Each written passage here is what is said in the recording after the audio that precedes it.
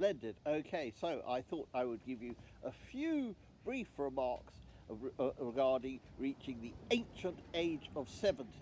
First of all, a couple of serious points. Um, I'm very, very conscious that here I am. I've had a very high quality of life until the ancient age of 70, whereas my two cousins, both aged under 12, plus their their parents and other and grandparents, were destroyed by the Germans of the Nazi era. So it's huge good fortune that I am here. Second point is that I thought I would look at my life on the basis of assessing and evaluating it um, by looking at um, another possible life that I might have, where I to be granted the huge privilege of reincarnation. So um, I would be living a life not concurrent, not instead of my present life, but consecutive to it.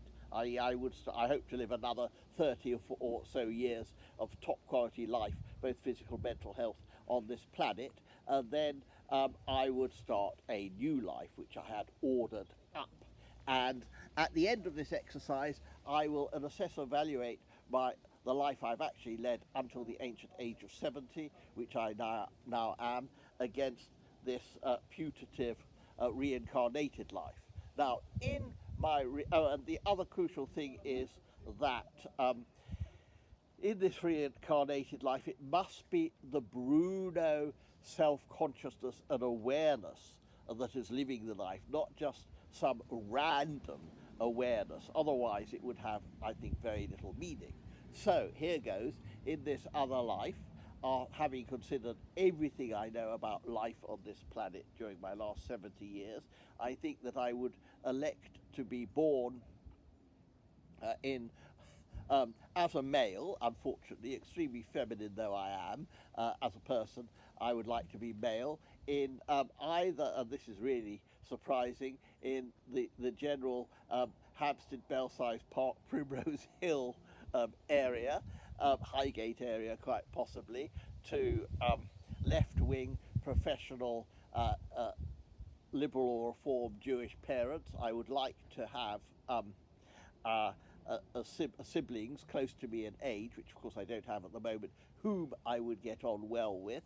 As regards my secondary schooling, I think that I would like to go to a school similar to the one that I did go to, obviously much more advanced and progressive than the Hampstead School I attended in the 1960s. So I'd like to go to a progressive but academic, middle class, multicultural, good state comprehensive, of which there are some at present in existence, not sadly my own old school. And then I would like to go, and this is very, very, very, very radical, big change. Instead of going to King's College, Cambridge, I think that even though I would not know that I had been to King's College, Cambridge, I would nonetheless like to have a change, and I think I would like to go to somewhere like Wadham or LMH, these present-day progressive colleges in Oxford, and I'd like to read, instead of history, I'd like to read PPE or law and have a great time there, make lots of friends, obviously, and then I'd like to go have a nice year in the States on the West Coast, because the climate on the East Coast isn't very nice. And then, as regards profession, if endowed with similar brain power as I have now, I would like to be, once again, I'd like to be a teacher.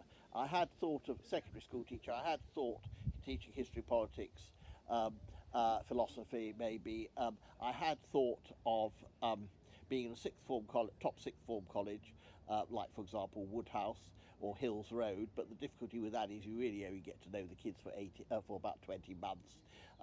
So I think I would, although this is not a very pleasant thing for me to say, I think I'd like to be in some progressive, elite, hopefully totally co-educational day independent school, like, for example, possibly UCS, Highgate, because it's much. It is actually very much. I'd have liked to have gone to state comprehensive, good one, as I've already said. It's actually very hard to teach mixed ability kids from the age of 7, and I don't really envy anybody doing it.